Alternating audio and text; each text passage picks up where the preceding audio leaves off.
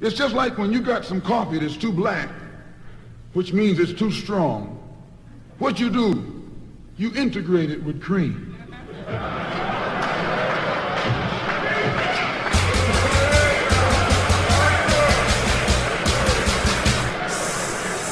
Speak repression. Who's the teacher that's teaching it? What's the arm that's helping the teacher reach it? What's the word and who's defining it? Who is learning it and who is blinded by it? Who's the victim and who is dicking them? These are questions to ask worldwide. See the methodology, the process of genocide. Don't let indoctrination lead you to homicide.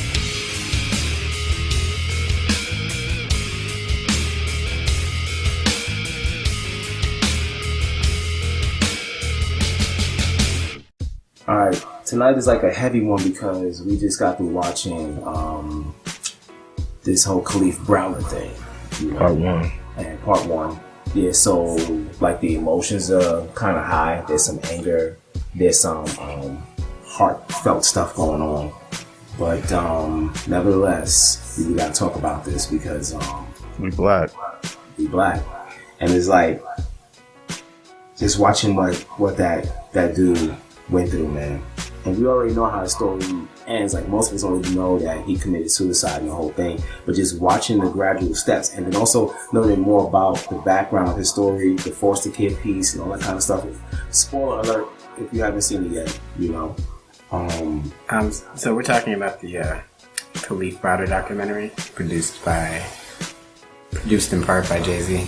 That just came out. Yeah, a lot of Jewish people. I was looking at the credits. I credits. A lot of Jewish Steins people. And you know, burgers and Steins.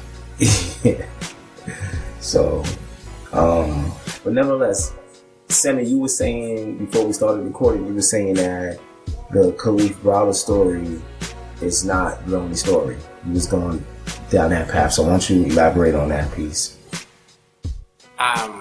Well, this is something that was also said in the course of the documentary. I think Van Jones said it, and Michelle Alexander also said, quote, you can't view this case in a snapshot. And it's interesting because it's a montage sequence of a series of interviews that I guess he went on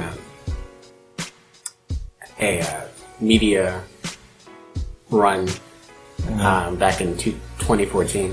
Also his depositions. Right. But the thing that got me, it's like how many times like the media picked up his story and I isolated it pretty much. Like this is a tragic story of an innocent, boy really who got swept up in the system and ultimately it destroyed him. But it's interesting because like my experience watching it was, I could already feel how, a lot of people are going to internalize the story. And I guess I should wait until... More like individualize it. Right. Or how they're going to receive it. Right. Because it's no question that part of the reason why Kalief's story is amplified more so than anyone else's story who shares his experiences because he's a digestible story. He's a kid who really wasn't guilty of anything more than being a kid and being born into the environment he was born into, which made him vulnerable to the state. And that was really his only crime, was being born poor and black in the Bronx. But there are just so many stories like that, that are even worse, that happen to people who are probably less likable, less innocent, to use that word, that are no less egregious, and aren't any less rooted in the same fundamental, the same fundamental system. It's still a system of mass incarceration, which is slavery 2.0. Right. It's not even hyperbole. That is what it is. Yeah, but I do believe that from what I've seen so far with the first episode, is that the way they're approaching it is that they're making an effort to connect his individual story to the massive story of mass incarceration. Right. Because, you know, they addressed it. First of all, having Michelle Alexander there in the first place, you know what I mean?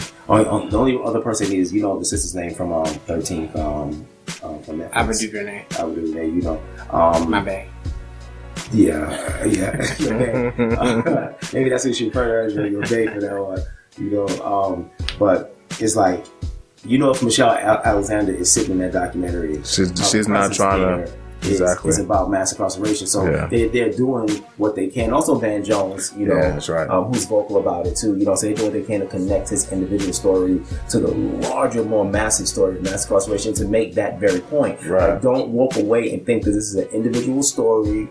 And it stands out only because it has all those components. You said digestible. That's the word that you use, digestible. But it's just like everything else in life. It's like, you know, an individual come along. And I think Jay-Z said it best, and probably because he used language that I like. Like, he referred to him as a prophet. Almost like you are a representative of this group that was almost sent by God in a way to be a symbol of this group, because Kalief Browder is symbolic of that group.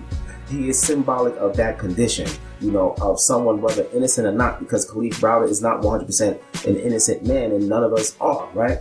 But he did go through a series of things that so many folks are suffering from in terms of the way their cases are being handled.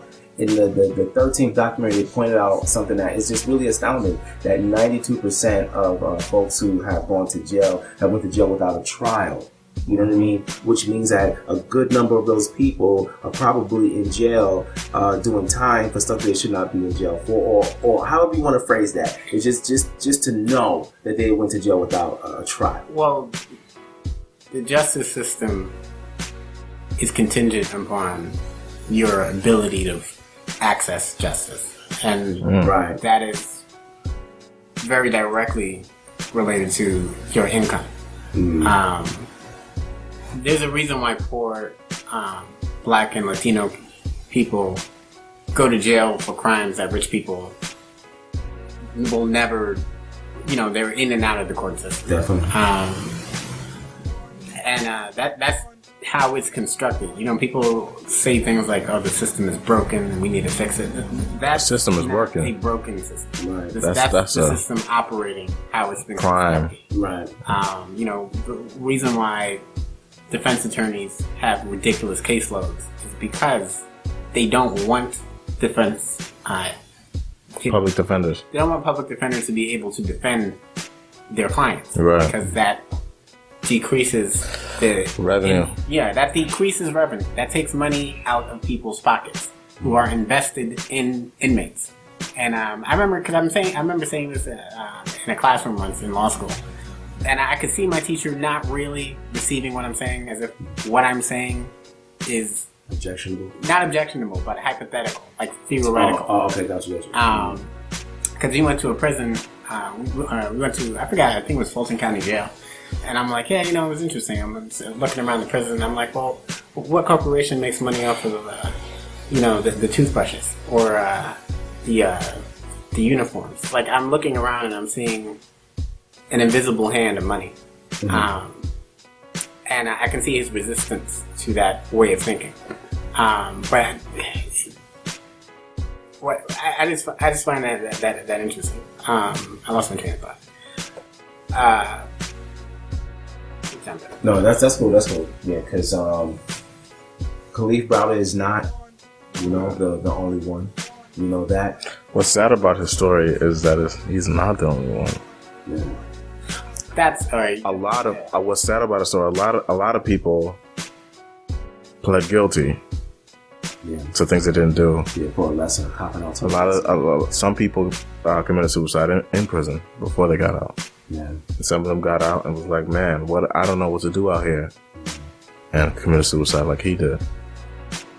The thing is, everyone who is on Rikers more or less is a victim, regardless of what their story is. Because, you know, and I could see, like, I guess I should wait till the next episode, because Van Jones used the language, you know, Rikers is a predatory environment. Right.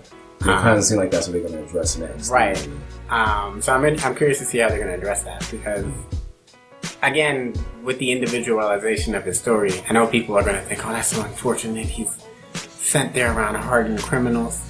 And I'm like, all of those people are a victim of the same system. Right. You know, It's not just mass incarceration. It's, you know, you're born into constructed poverty. You're born into deconstructed families. Right. You're sent not to failing schools, but to deliberately... They're not... Well, they're prison prep programs. Right, they're prison, exactly. They call it the school to prison pipeline. Exactly. They're not... And I went to a high school that probably... Not even probably, but does fit that description. And it's disingenuous to call it failing. Failing implies that someone is given effort, because even the teacher that he remembered, Charlene, isn't it that her name? Miss Charlene. Miss Charlene. Now, granted, she's cool. I like her sweetness. She was a very sweet woman. But She was? in my opinion, she was a sweet woman. But it's like the fact that he didn't come to school with books. He didn't come to school to learn. Right. You know, that was okay with her because, you know, she just felt like he, you know, was conditioned and already and so on. And She doesn't expect much from him. Exactly. Like these low expectations on guys. Like your sweetness notwithstanding, he is there to learn. Right. You know what I mean? And you're not there to teach him. You're not there to Exactly. teach him. You're there to so collect you a paycheck. can't say You're that. there to babysit them Right. That's what you do. until the system picks them up. Yeah. And you know what the problem is? The flip side of it, because I have friends who are teachers, is that that's the expectation of a lot of the parents. Because look at his parents. No judgment on, you know, Kalief's mother, because I don't know her circumstances. I know she had failing health issues or whatever, right? But a lot of mothers are so overwhelmed with everything they have at home. They just really want their kids to be going away from however many hours they're in school. Give them that break. You know what I mean? And then go pick And them up vice versa. You know. Kids use school as an escape from home. True. All of this is constructed. Yeah, Like, and an avenue into their social life, an avenue into, you know, whatever's going on in the world. School can be that for so many people, you know. and there's also you'll probably bring this up later, but Kalief is on probation for a juvenile offense. Right. In New York, in the state of New York, if you're 16, you can be tried as an adult. So all your cases are kicked up to basically criminal court. And he, I think it was Van Jones, or maybe it was Michelle Alexander used the word that Kalief was tagged by the system. I think Van Jones. Van Jones, because I think you before we came on, you mentioned that for what he did, because he stole a bakery. He was joyriding in a bakery truck. Right. And you mentioned for what he did, he should have received 3 months probation at the most, instead of But 5 years. That's 5 assuming that years. this is a justice system. Right. It's 5 years because The point was to criminalize them to the maximum of their maximum ability. to ensure, because this is a separate podcast of probably, all the different ways you can violate probation, but they're assuming you're going to violate probation. Right. And then this system works exactly how it's supposed to. It's like, now you can't make bail. Now you have to sit in jail. It locks you in there. Yeah. So now they're making money off it. Yeah. And then the shoddy police work that was done. The dates were all over the place. because it's a formality. But based on It is that a formality. technicality, they should have let it You don't go. have legal representation that of a zealous nature. Yeah, You can yeah, get away with yeah. shoddy police. Yeah, the only thing they're zealous about is clearing their caseloads. Exactly. Right. Nobody cares about you. Yeah. Yeah, it's off your desk once your sentence. It's like, okay, this guy's gone, and so let's move on to the next one. It's like just clearing your caseload, and that, I don't know, man. But it's interesting because I have a lot of different reactions. Because I'm seeing a lot of faces pop up in the documentary that lets me know that this, because the establishment is on trial here, at least in the court of public opinion. Mm-hmm. And so they're out in front using, whether it's Mayor de Blasio, Governor Cuomo, who has a stake in this system. There are a lot of his constituents who put money into his pocket for him to keep prisons upstate open. He knows exactly what the system is, but he'll be on camera saying, "Oh, this is a travesty, and it should never have happened." Yeah. You'll have, I don't think Mayor Bloomberg is on there because he's responsible for, Right. for what Riker's deteriorated into. over the last decade. But, Mayor de Blasio was on there saying, just deeply flawed. Deeply flawed, whatever that's supposed to mean. Rikers is beyond flawed. It's a penal colony, literally. You have prisoners stacked on top of each other like sardines on barges. Like, everyone knows what Rikers is. And the system is so abusive because you have CEOs who are gang affiliated. Gang affiliated, yeah. Because didn't Tax had a podcast. Yeah. He had a corrections officer on there talking about she's a blood, this, yeah, like that, yeah. And they allow them to fight, and it's like, I'm sorry, continue. Right. So that's the thing. Like, so people are going to look at, the predatory environment, say, "Oh my God, they let an innocent boy in there." I'm like, the predators are victims in the system too. Yeah. Whether you want to recognize them as victims or not. Right. And no matter how the next piece, if it addresses predators or whatever, no matter how the next piece frame the predators, quote-unquote predators, you got to be careful not to allow them to inject into our minds that they're not victims too, because they are victims, like you said, of what you call it, constructed poverty, deconstructed families, and then this whatever kind of system we have going on where schools are quote unquote failing.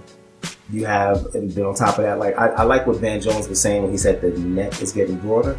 Because it used to be social workers. Because I remember Biggie Smalls had a lyric where he says, "Mommy's calling the city for help because she can't maintain. Damn, shit done changed, right?" And because there was a time, like if Biggie Smalls told it, that social workers were there to help you deal with your family problems and so on, but now police are out there dealing with family problems, and how police deal with family problems is arrest.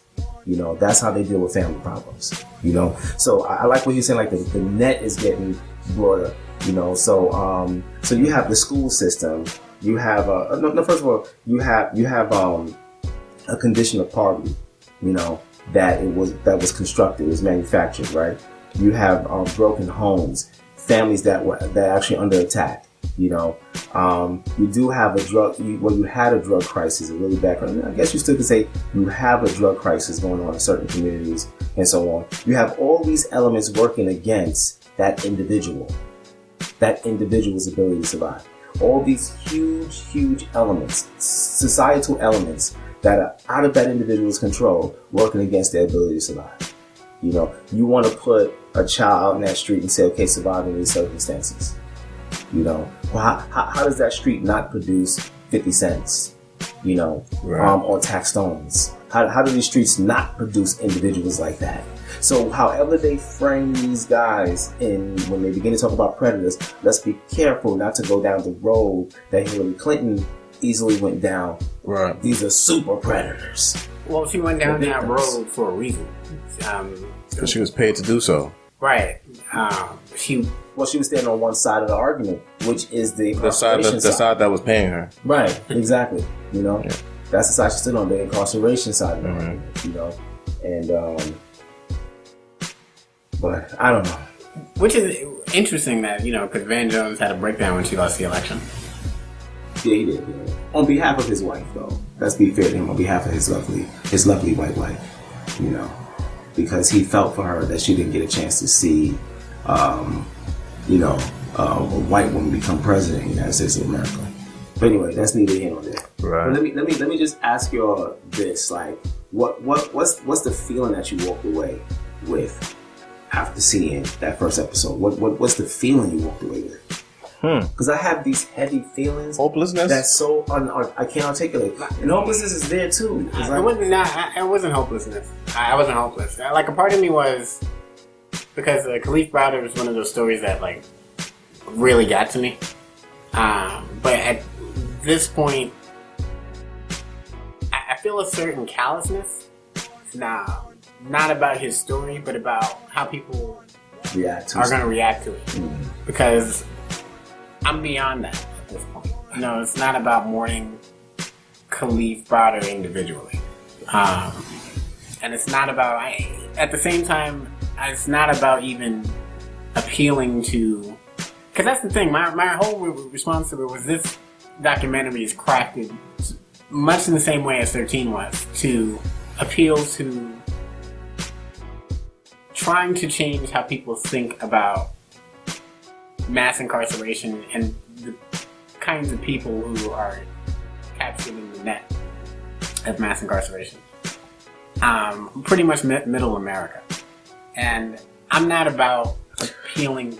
I'm beyond that Right. part of this conversation. I'm not at the Black America right. thinks of criminals, or see, I just use the word criminals. Thinks of people who are incarcerated the same way as middle America. Those of us who are not in jail, they should have been acting right, or they wouldn't be in there. I mean, what is it that some comedian said? I can't remember. Oh, Richard Pryor? I feel like it was Richard Pryor. Thank God for prison. Yeah. Because some of these motherfuckers need to be in there. You know what I mean? So it's like, but it's like I get your point. Like, it's for, I don't know. Do you feel like the project is doing it like they're trying to appeal to middle America? Yes, Jay-Z is literally wearing a suit and tie. But he wears suit and ties. Yeah, he does. Yeah, he wears suits and ties. Yeah, he threw a party the other day. I was watching a video. They were saying he showed fake love to somebody. OTI. They were both wearing suit and ties. Well, because like, they were surrounded by niggas who weren't wearing suit and ties, but those niggas like to wear suit and ties. Here's the thing: we watched the Babito and Stretch documentary. Yeah. He was on that. He wasn't wearing a suit and tie. So that tells me. No. He does that. No, he wears suit and ties. No. He does. He really does. But it tells me what audience he's speaking to. Okay, when he wears a suit and tie. I mean, doesn't it? No. He's an executive producer on this project, and I think he feels some sense like, I want to represent this project this way. Why? Because you have to ask. Not everything is for white people. Yeah. The nigga wears suit and ties. I mean, when you know, he doesn't. He really does. He doesn't a lot. One of his biggest songs. It was jarring to me. One of his biggest gangster songs. He's in the whole thing with like a damn near tuxedo on. What's that song? The Rock Boys are back in the building. Remember? Doesn't he have a tux on the Blueprint cover where he's doing the? He does. Where he's doing the cigar. Stop projecting. I don't think he wore that for that reason. No, Jay-Z, I don't think was in there to. I don't look at the work that's being done now. The 13th. But let's start. 13th was a lot for black people. My fault. Let's start with Angela Davis. Okay. Labeling it the prison industrial complex. Right. Let's start with that, right? Now, and then let's fast forward to Michelle Alexander. I want to give people their props properly, you know. Michelle Alexander with the new Jim Crow. All the activists who are doing work around this subject area. The 13th, which was a beautiful documentary. Thank God for that sister that put that joint out. You know, and then a project like this. I think all this conversation is to generate unification between us. I think so too. I think that's what it's doing. I think even if you would say 13th, it's for Middle America. Black people watch Middle America. I wouldn't say that about 13th because black people watch the 13th. Her way of, because she didn't embrace the politicians behind mass incarceration, and she sort of hinted that you shouldn't either. She? Ava DuVernay. Oh, DuVernay, okay. At least that's how I read. Because you remember that part when she? No, explain. No. I mean, because you know she goes into the Clintons' role in mass incarceration, and this is before the election was over. Right. So she's basically, I forget exactly what she said or who was speaking, but the message was not to put too much stock into these politicians who are promising to reform something they invested in, because it is changing their tone. Yeah, that sounds familiar. Michelle Alexander's one of her main themes in the way Jim Crow is that the system will morph into a more socially acceptable form until that form is no longer socially acceptable. Right. Because and the whole we feel like that is an appeal to white middle America. No, I don't. Oh, okay. All right. Let's see. I thought you was addressing. That's 13. I don't think 13 is necessary. I think because from me watching 13, I think she is going in a more radical direction. Then I she think you're presents it. biased. I think you're biased. No, because you're in love if with you her. watch her Oprah interview, Which you watched. she's completely appealing to middle America, Right. which I don't get from watching the documentary. Right, because I didn't watch that interview. Yeah, I mean, I watched it too, but he forced me to. Oh, okay. He was like, "Isn't she gorgeous?" Then she would say something like, "You heard what she said?" You heard that? Just spitting. Yeah, that's exactly what he said. That's what he said. He said, "I'm smitten." I was like, "She's worthy of being smitten," you know. But yeah, well, we know she's an integrationist. I mean, period. She's an integrationist, but I don't think that she's doing this work because of that as a cause. I think that she's really digging in here and trying to bring this to light, just like all these other sisters. And you know, and shout out to the sisters, because we give sisters a hard time about the role that they play in our dysfunction, right? Yeah, but it is Angela Davis, it is Michelle Alexander, it is your bae. You know what I'm saying? It is these women out here saying this is a problem, this is an issue. We got to deal with this. Well, it's interesting because Michelle Alexander starts out, and if you haven't read the news from Crow, you really should. It's a mandatory reading. Her first, I don't even think it's the first chapter. I think she starts the book by admitting who she was right before she got to this point. She was a staunch integrationist who believed she was kind of like exposing her own naivete to like how deep the rabbit hole really is. Naive to say is a good word. It's a nice word. It's coonery. But it's coonery we all recognize. Because most of us have been there. Yeah. But so she starts the book exposing her own coonery. Right. But then you was going somewhere with that. I cut you off. But she's clearly a different person now. I don't know, I don't read her as an integrationist, but I think she's more hopeful and reform than I am. I think they all are. I can't say Angela Davis because I'm not sure, but she's a professor, right? Like Angela Davis is a professor. Probably at this point. I can't say that because I'm not sure what her views are, but I don't think that for them it doesn't come up the question of nationalism, black economics, all that kind of stuff, right? Those things don't come up. What I think they're discussing, because I think I can't say her name for nothing. Duvernay. I think Duvernay, what she made really clear is that she believes that if the masses rose up and put pressure on the system, they could change the system. So that's an integrationist way of thinking, that the system can be fixed. You know what I mean? Like we can. Well, it's saying change the system. Well, improve the areas. Because what's his name? Marco Monhill is a integrationist, and he has the famous saying, the system isn't broken, we need to break the system. Okay. So did I say isn't? So the system is working, we need to break the system. A lot of people say the system is broken. Yeah, the system is working perfectly well. We need to break the system. That's the idea. Right. So I think that's what you said. Yeah, but what makes you integrationist is your model for replacement. It's like you're not a separatist. Yeah. Like if I say that's why we need to separate and build our own nation, integrationists would be staunchly opposed to that. Like, I can't separate. They will look at you like, what? Yeah. Right. It's like the most ridiculous. What did you just say? Yeah. Separate.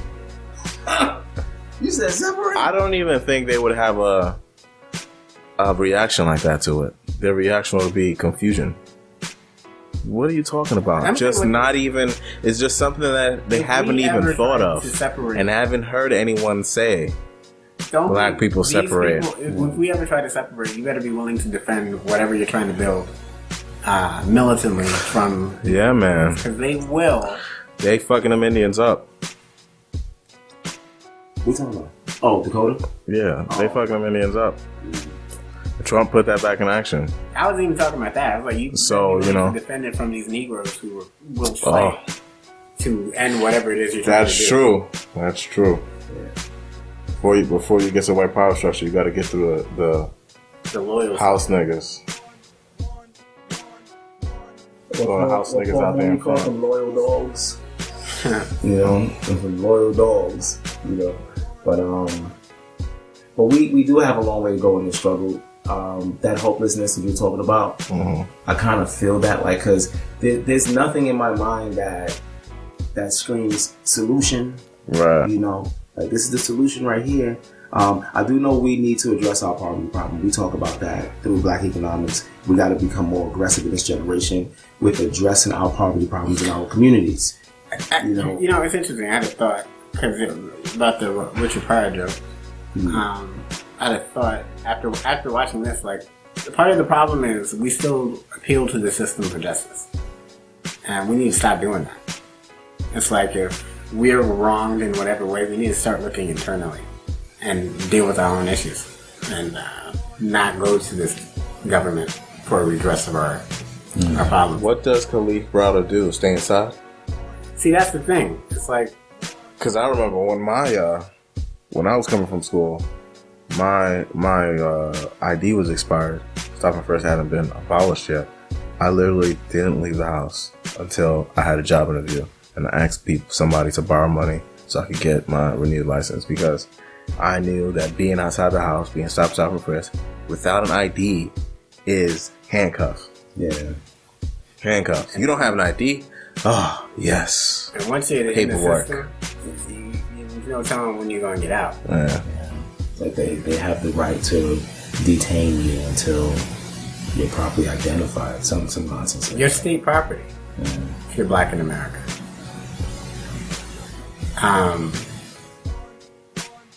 But I think, honestly speaking, before we even get into discussing solutions and stuff like that, we should see all 6 episodes. You know, there's 6 episodes. A lot of this is out of 1 episode. I walked away feeling from this 1 episode, I was very angry, you know, and I was hurting because there were so many moments where I wanted to cry. Keep it 100. Like, there were so many moments where I could have dropped some tears. I watched it without y'all by myself, and I just cried. Yeah, because, like, and that's real. Like, cause I'm sitting there, I'm holding my daughter, and I got my 2 kids, and, you know, in the back and everything, and myself, you guys, you know, anyone that I love, anyone that I'm investing in, you know, this could be their reality someday. You know what I mean? And it's like, you don't have to be doing anything. Just doing normal stuff. I'm just walking home from a party, and the police put handcuffs on me and said, okay, we just want to ask you some questions. You know what I mean? And see, I really got to work on training my kids not to answer any questions, not to have any conversation until their attorney is present. You know what I'm saying? To make sure that their first phone call is to me, so I can be by their side. You know what I'm saying? Every step of the way. When you look at the whole Central Park 5, a lot of the issues that happened there is because they didn't have an attorney present. Their parents were not present, and they was being basically finagling to make these false confessions that was not even matching the evidence. You know, wasn't even matching. You know, what happens is, like these kids they were not aware of the fact that they were caught in a dragnet. You know, they weren't aware that this is a public lynching. And not just that, is unfortunately their parents had that expectations for them. The parents acted like the parents of Black people who were lynched back in the day. Black people throughout every generation have acted the same way. There's a possibility that my son may walk out the door and get lynched, and there's nothing I can do about it, kind of thing. Right. You know, and you know, I was like, I'm not trying to go at nobody's parent.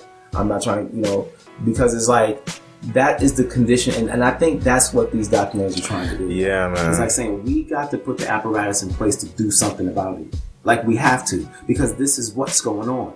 And we know what's going on. You said that. We know this is going on, and we pretend it's not going on because we want to live our lives a certain way. We want to be able to get up and go to work and take care of what, you know, what I'm saying? And then not be responsible for everything that's happening with everybody. But you know, at the end of the day, we all responsible, because if I'm going to sit here and feel emotional about what happened with Kalief Browder, Kalief Browder, sorry. The time to be emotional about it is before the damn crisis jump off. Sorry. You know what I'm saying? We got to put the apparatus in place today to deal with this. You know what I mean? We got to use the full weight of whatever we have as a community, economic, media, whatever it is that we have. We got to use the full weight of that to address that. We were watching a clip with 13 the other day, and Nixon said in one of his speeches or was it Reagan?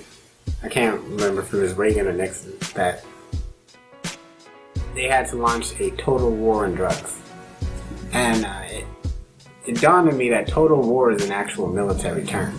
It means it's a strategy. Scorched earth. Yeah. It's what Sherman did to Atlanta to break the back of the South. And it's a vicious form of warfare where, you basically leave people starving, raped, and hungry. And utterly, completely destroyed. And we know that the war on drugs is a euphemism for war in the black community. So we shouldn't look at our condition and be shocked. The government is literally waging total war on us. And we're still appealing to it for justice and still hoping for reform. Negotiating for reform with our enemy. That doesn't make any sense. It's like they want to destroy you. And you're hoping that they'll reform their ways so that you can breathe and live and thrive. That doesn't make any sense. Right. And this is why I'm saying we have to put the apparatus in place. And we have to put the full weight. We have to put the apparatus in place, but what we really have to do is accept the situation as it is. What it is, yeah. And black people refuse to do that. So, you still want to believe that you can present your story in a way that will appeal to people that want you destroyed, and that they will change their minds and see the error of their ways and say, oh, well, let's help these people and let's all live as one. That's not going to happen. The history would say otherwise. Right, absolutely. So, I guess the point is that you're black, and what are you going to do about it?